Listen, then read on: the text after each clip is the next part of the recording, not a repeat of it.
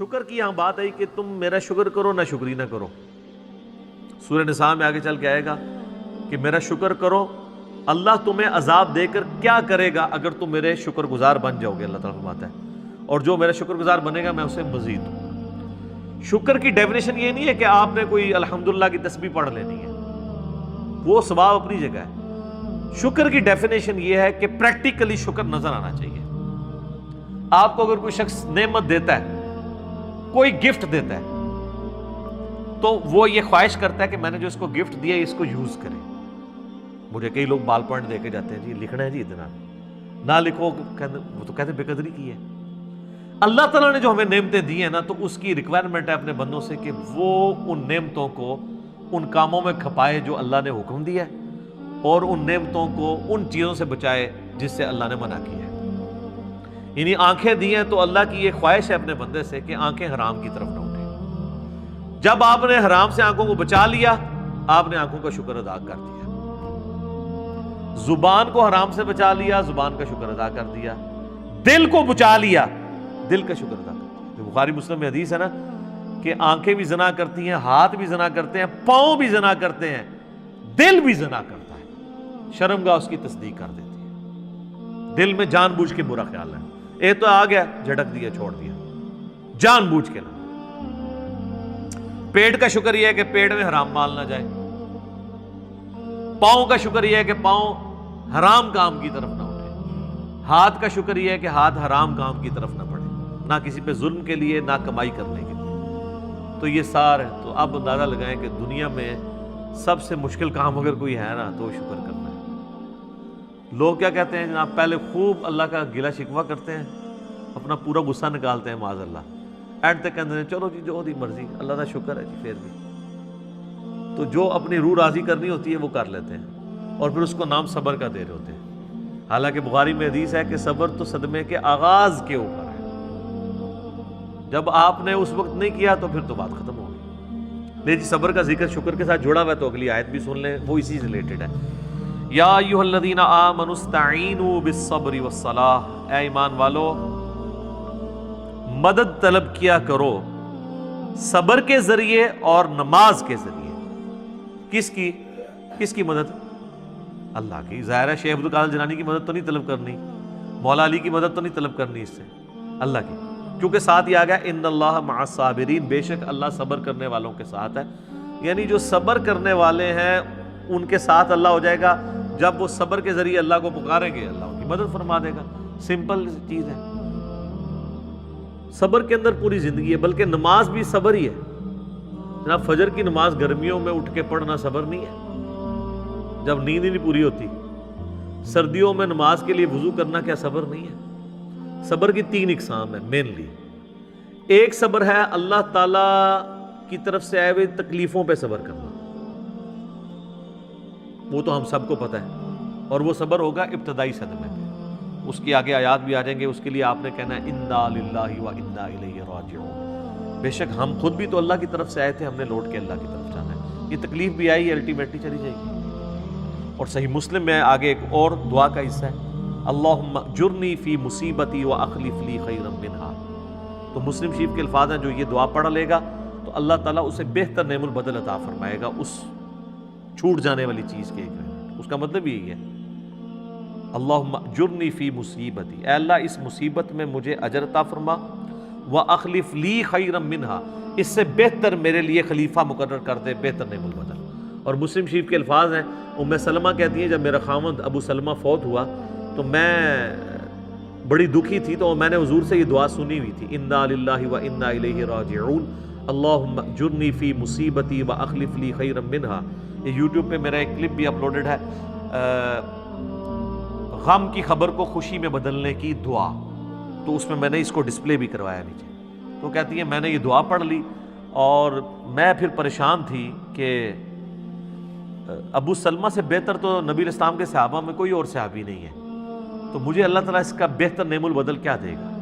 تو کہتے ہیں جیسے ہی میری عدت پوری ہوئی تو نبی الاسلام میرے پاس آئے اور انہوں نے میرے سامنے اس خواہش کا اظہار کیا کہ میں تمہیں اپنے عقد میں لینا چاہتا ہوں.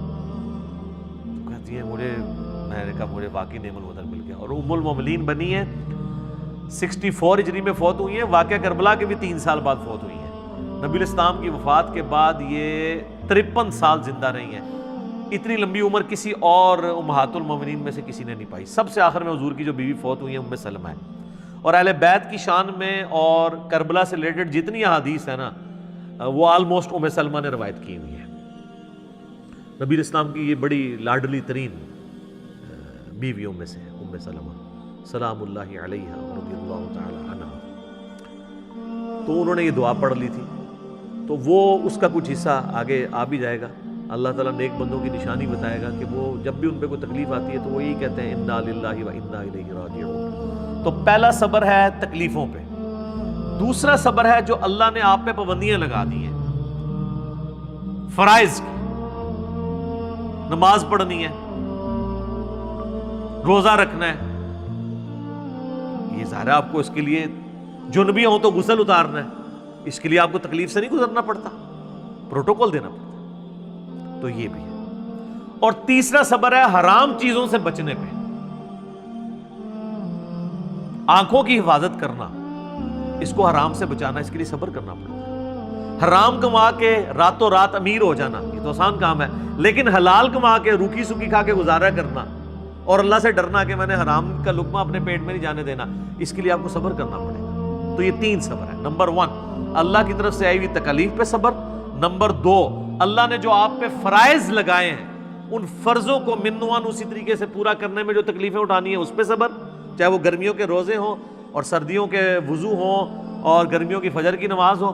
اور تیسرا اللہ تبارک و تعالیٰ نے جو حرام سے بچنے کے لیے آپ کو ایمفسائز کیا ہے اور اٹریکشن بھی رکھ دی اس حرام کے اندر، تو صبر کرنا پڑے گا نا۔ اٹریکشن تو ہے ہر حرام چیز میں۔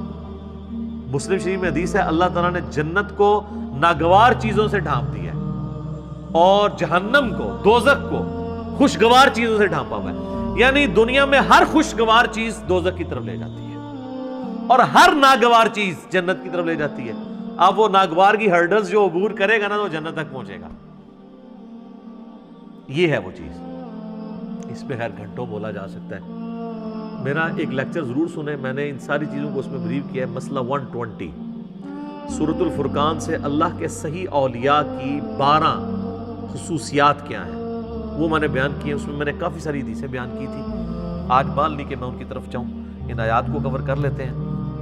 وَلَنَبْلُوَنَّكُمْ بِشَيْءٍ مِّنَ الْخَوْفِ وَالْجُوعِ، اور ہم ضرور آزمائیں گے تمہیں تھوڑے سے خوف سے، تھوڑی سی بھوک سے، وَنَقْصٍ مِّنَ الْأَمْوَالِ، اور تمہارے مال میں نقصان کے ذریعے، وَالْأَنفُسِ وَالثَّمَرَاتِ، اور تمہاری جانوں میں نقصان کے ذریعے، اور تمہارے پھلوں میں جو تمہارے پاس ایسٹس ہیں یا تمہاری کھیتی ہے، کوئی بھی چیز۔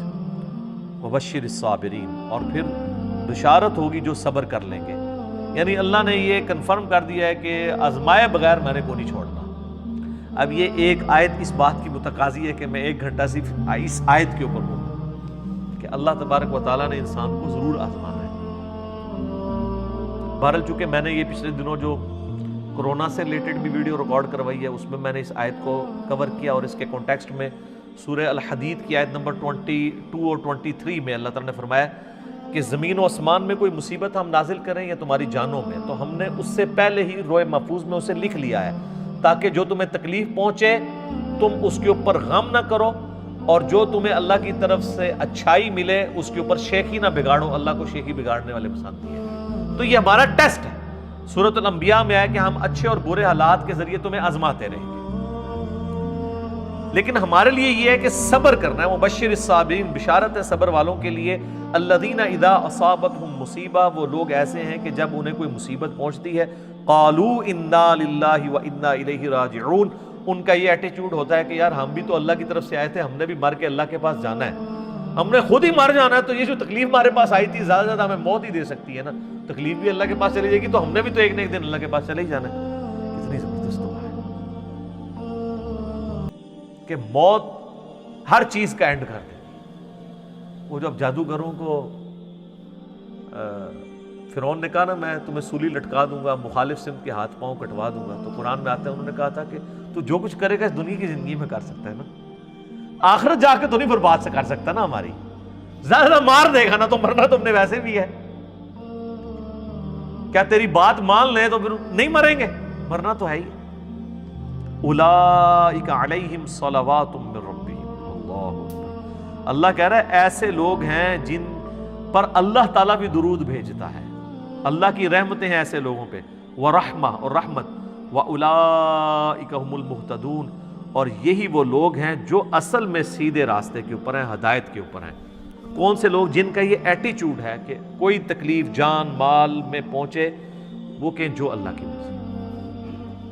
اس اعتبار سے ایک حدیث ہے، اب یہ مسئلہ تقدیر سے ریلیٹڈ ہے۔ مسئلہ تقدیر خود اتنا بڑا ٹاپک ہے کہ میں نے قرآن حکیم سے 50 مقامات سے 200 آیات کراس ریفرنس کے طور پہ 4 لیکچرز میں کور کیے ہیں۔ مسئلہ 103 104 ABC، مسئلہ تقدیر کے اوپر یہ آیات بھی اس میں کور کی تھی۔ تمام اس طرح کی جو کریٹیکل آیات ہیں وہ کور کی ہیں۔ پھر بخاری مسلم میں درجنوں احادیث ہیں تقدیر کے اوپر، اور اس میں ایک حدیث سب کو کنکلوڈ کرتی ہے۔ اور امام مسلم اتنے سمجھدار ہیں کہ جو کتاب القدر چیپٹر ہے نا، تقدیر ڈیسٹنی والا چیپٹر، اس کی آخری حدیث انہوں نے وہی لی ہے، کیونکہ حدیثیں وہ ایسی ہیں کہ انسان بعض وقت کنفیوز ہو جاتا ہے۔ تو میں نے تقدیر کے لیکچر جو دیے ہیں اس میں وہ ساری حدیثیں جس سے لوگ قدریہ کی طرف چلے جاتے تھے یا جبریہ کی طرف، میں نے دونوں کا رد کر کے آپٹیمل سولوشن بتایا۔ وہ مسلم شریف کی حدیث بڑی زبردست ہے۔ اس حدیث میں الفاظ ہیں کہ سیدنا ابو ہریرہ رضی اللہ تعالیٰ عنہ کہتے ہیں کہ نبی علیہ السلام نے مجھے یہ وصیت کی تھی، اے ابو ہریرہ اپنے لیے جو نفع مند چیز ہے اس کے لیے خوب کوشش کرو، نمبر 1۔ نمبر 2، پھر وَاسْتَعِن بِاللَّهِ، اللہ سے بھی مدد مانگنی ہے، خالی کوششوں میں نہیں بیٹھ جانا۔ جو مولا علی کا قول ہے کہ میں نے اپنے ارادوں کے ٹوٹنے سے اپنے اللہ کو پہچانا ہے، کہ میں نے سب کچھ فٹ رکھا تھا لیکن اللہ کی مرضی کچھ اور تھی، کچھ اور ہی رزلٹ نکل آیا۔ اپنے لیے نفع مند چیز کے لیے پوری کوشش کرنا، وَاسْتَعِن بِاللَّهِ، پھر اللہ سے مدد مانگنا، پھر ساتھ فرمایا کاہلی نہ کرنا، سستی نہ کرنا۔ یہ نہیں ہے کہ پیپروں کی تیاری کی کوئی نہیں ہے اور خالی تسبیح پڑھی اور اینڈ تے فیل ہو کے کہتے ہیں جو اللہ دی مرضی، نہیں، یہ نہیں۔ کاہلی نہ کرنا، سستی نہ کرنا، اس کے باوجود اگر رزلٹ تیرے خلاف آ جائے، تجھے نقصان ہو جائے، تو پھر یہ نہ کہنا کہ اگر میں یہ کر لیتا تو یہ ہو جاتا، اگر میں یہ کر لیتا تو یوں ہو جاتا، اگر مگر شیطان کا دروازہ کھول دیتا ہے۔ تو اگر مگر سے بچنا ہے اینڈ پہ، پہلے پوری کوشش کرنی ہے۔ ایک کام کیا یہ اچھا، اس کا یہ مطلب نہیں ہے کہ آپ نے کرٹیکل انالیسز نہیں کرنا، کہ مثلا اگر کوئی پاکستان نے کوئی مہم لانچ کی ہے اور اس میں ناکامی ہو گئی ہے تو اب وہ اس کے اوپر کوئی میٹنگ، جس نے F-16 گرا ہے تو اب میٹنگ ہی نہ کال کریں، وہ کریں گے مستقبل میں بچنے کے لیے، وہ علیحدہ چیز ہے۔ اس پہ آپ صبر کریں گے، مستقبل کی تو اسٹریٹجی بنانی ہے۔ جو بخاری مسلم حدیث ہے، مومن ایک سوراخ سے 2 بار نہیں ڈسا جاتا، تو دوسری بار اس لیے نہیں ڈسا جاتا کہ وہ انالائز کرتا ہے یار میرے پہلے بھی کام پہ ہے، ہوں دوبارہ نہ پہ جائے، وہ ایک علیحدہ چیز ہے، اس کو اس سے مکس نہیں کرنی۔ جو نقصان ہوا اس پہ کہنا ہے جو اللہ کی مرضی، کیونکہ سورۃ الحدید کیا ہے نمبر 22 اور 23 ہے کہ اللہ تعالیٰ نے تمہارے نصیب میں چیز لکھی ہے جو تمہیں پہنچنے والی ہے، تمہاری جان میں ہو یا پوری انسانیت کے لیے، وہ تمہیں تکلیف آنی ہے۔ تمہارا ایٹیچیوڈ یہ ہے کہ ان اللہ مع الصابرین، تم نے کہنا ہے انا للہ و انا الیہ راجعون،